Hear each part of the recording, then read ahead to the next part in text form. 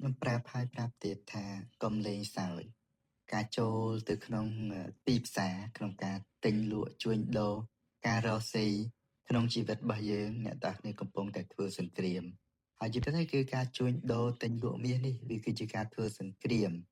មិនមែនអ្នកទាំងអស់គ្នាគិតតែពីសម្រុករហូតដល់ដាច់ដង្ហើមទេអ្នកទាំងនេះត្រូវចេះដកថយត្រូវចេះរៀបចំផែនការត្រូវចេះរៀបចំអន្ទាក់ដើម្បីដាក់ទីផ្សារបើមិនចឹងទេអ្នកទាំងគ្នានឹងទៅជាប់អន្ទាក់របស់ទីផ្សារវិញចឹងវាមិនមែនជារឿងលេងសើចនោះទេវាមិនមែនគ្រាន់តែចូលទីផ្សារ trade គឺដើម្បីតែកែអបសក់ឬក៏ដើម្បីតែចាញ់ទីផ្សារនោះទេ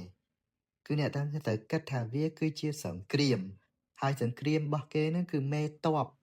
របស់ទីផ្សារហ្នឹងគឺ AI ដ៏ខ្លាំងមួយហើយអ្នកទាំងអស់គ្នាជាមនុស្សនឹងឈ្នះ AI ដែរណាតើតែមនុស្សបូក AI ទើបយើងអាចឈ្នះ AI បានអញ្ចឹងអ្នកទាំងអស់គ្នាត្រូវចេះប្រើ AI ដើម្បីទៅកម្ចាត់ AI ដើម្បីយកឈ្នះ AI អរគុណ